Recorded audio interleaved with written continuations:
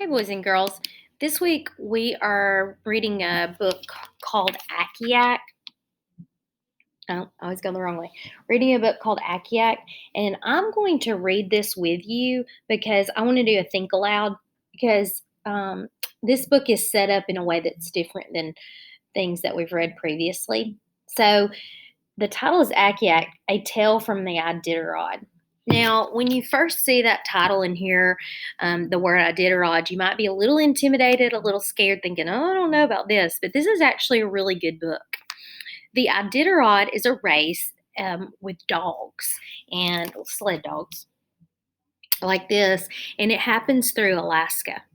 And so we are going to follow this dog, Akiak, as she goes on a race to try to win.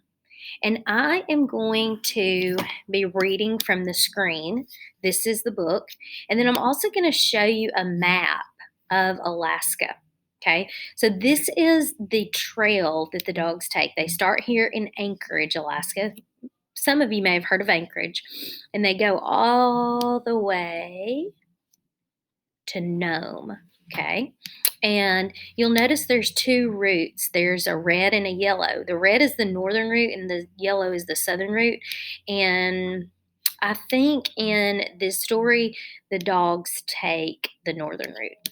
All right, so let's get started. The thing about this book that's different than most books is it's broken up into days. So the format, even though it's a story, it's broken into days. So if you look right here, you notice that we're starting on day 1. Okay. Akiak knew it. The other dogs knew it too. Some had run it many times and others had never run it at all. But not a dog wanted to be left behind. It was the Iditarod race day. 1,151 miles of wind, snow, and rugged trail lay ahead from Anchorage to Nome. So the map I just showed you, that was how far they're going. Akiak had led the team through 7 races and knew the trail better than any dog. She had brought them in 5th, 3rd, and 2nd, but had never won. She was 10 years old now, and this was her last chance. Now, they must win now. Crack. The race was underway. One by one, 58 teams took off for Nome. So there are 58 teams of dogs that are starting in Anchorage and are trying to make the trail to Nome, and obviously they're trying to get there first. Day 2. Come on, girl, show 'em how, Mick called. So Mick is the man that's leading the team, and he's talking to the dogs. Mick worked the 16-dog team through Akiak, calling Haw when she needed the dogs to turn left and G to go right. Mick was a musher, but the team followed the lead dog. They followed Akiak. Through steep climbs, dangerous descents, icy waters, confusing trails, Akiak always found the safest, fastest way, and she never got lost. Day 3. Akiak and Squinty. So these are just other dog names, okay? Akiak and Squinty, Big Boy and Flinty, Roscoe and the rest of the team pounded across the snow for 3 days. The dogs were ready to break out. So that means they were ready to go out in front of the other teams. But Mick held them back. There was a right time, but not yet. High in the Alaskan range, they caught up to Willie Ketchum in 3rd place.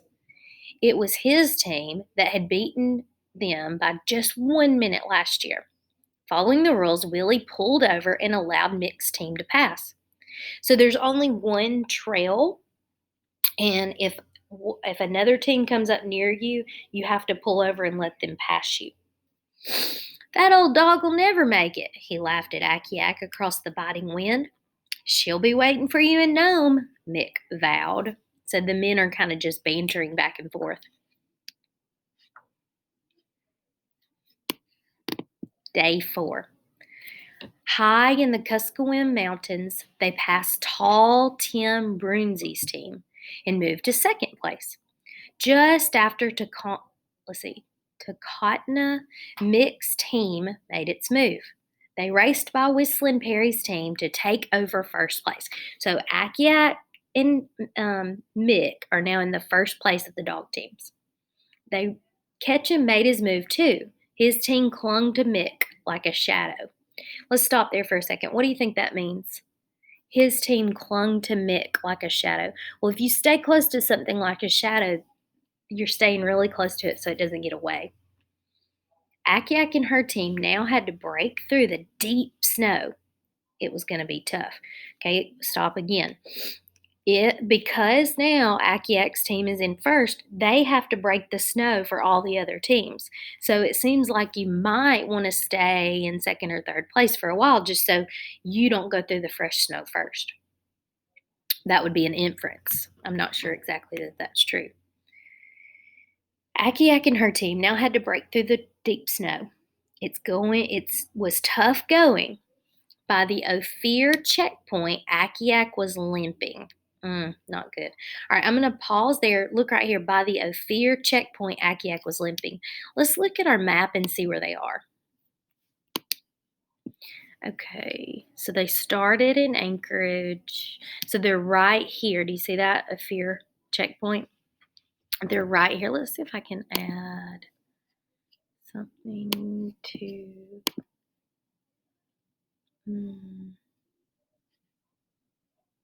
Maybe not.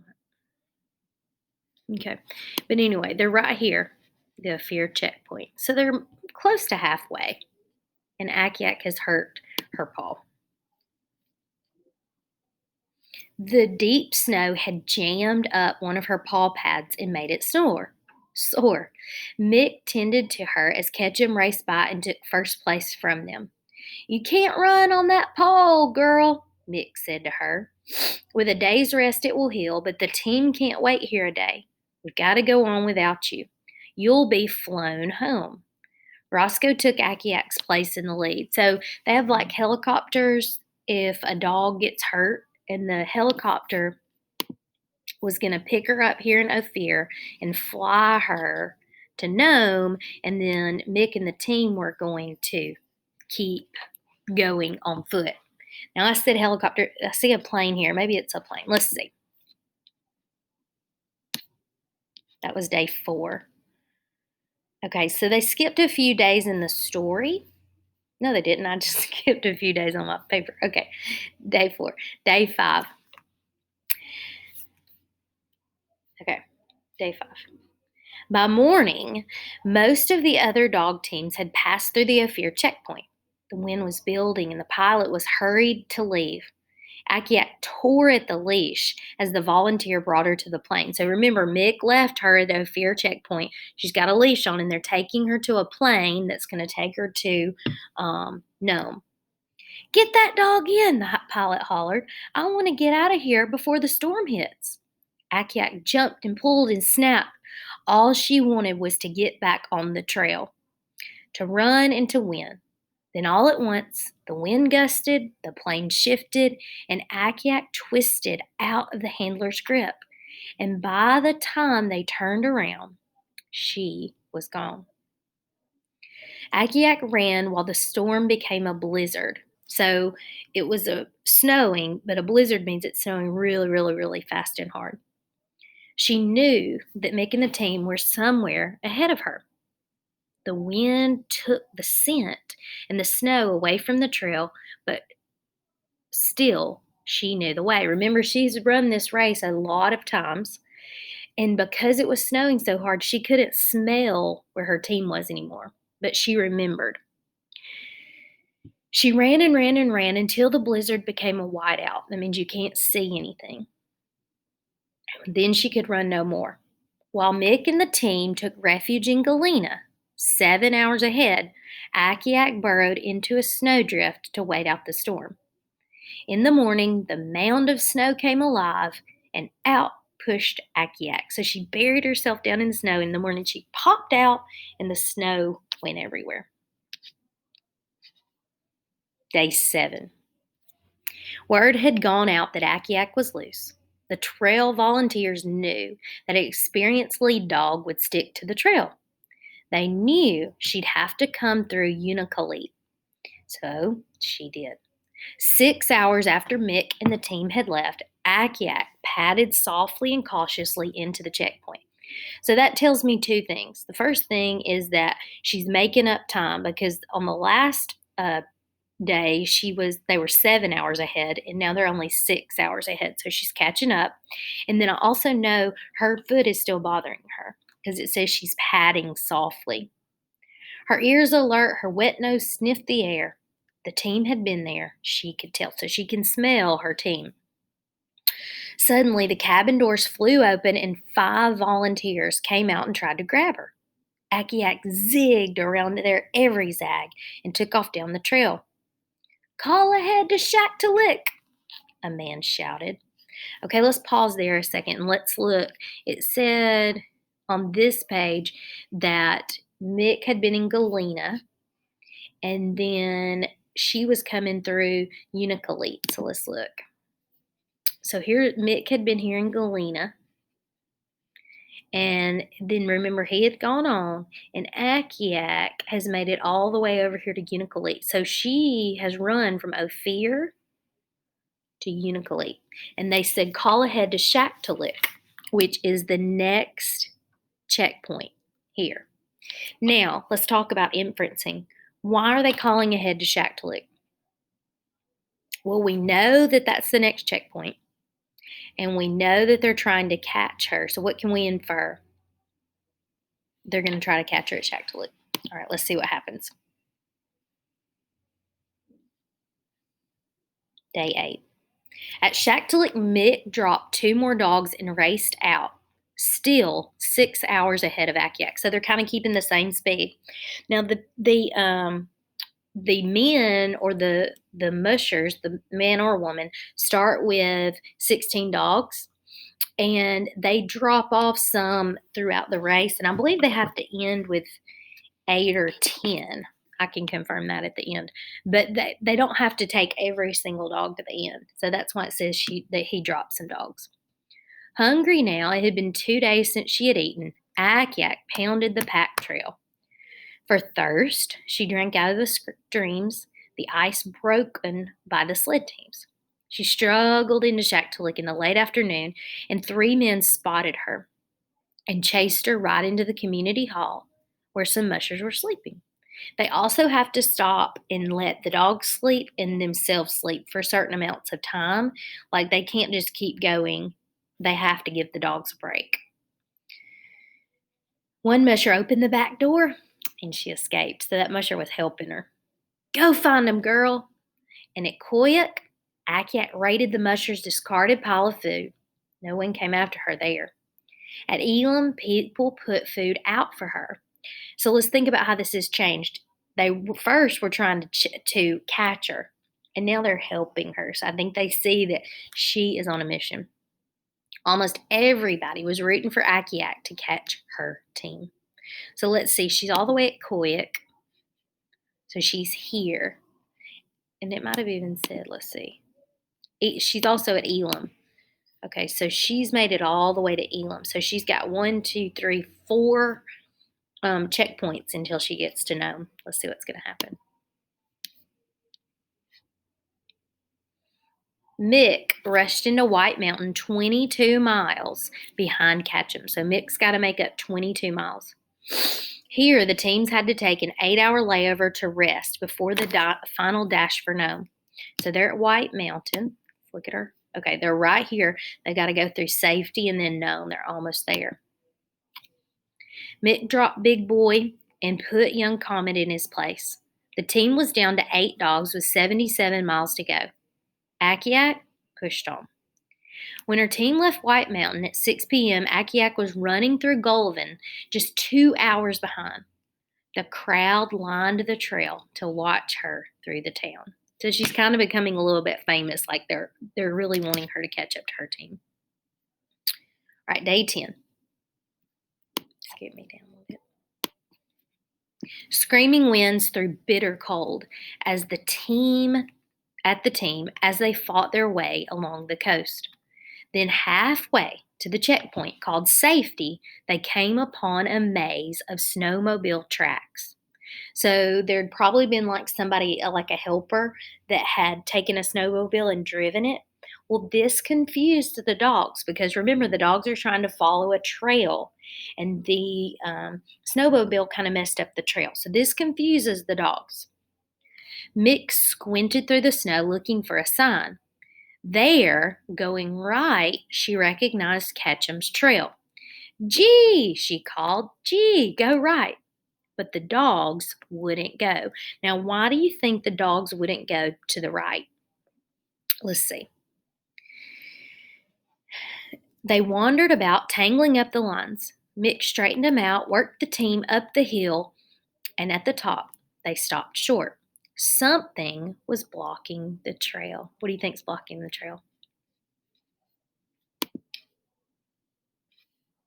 Akiak. She found him. Akiak, Mick called. She ran to her usual spot in the harness, waiting to be hooked up. So Akiak wanted to get in the front, but there's a little problem. Sorry, old girl. Rules say I can't put you back in the harness. Get in the sled. What is it, girl? Mick asked. Akiak ran back down the hill. Mick laughed. Ketchum's team had taken the wrong trail. She turned her team around and rushed them down to Akiak, who jumped in the sled. Take us to Nome. So remember, there was a snowmobile that had messed up the trail. Well, that messed up Ketchum's team. But Akiak knew the trail so well that she helped get her team turned around. Mick first heard the noise a mile outside of Nome. At first, she wasn't sure what it was.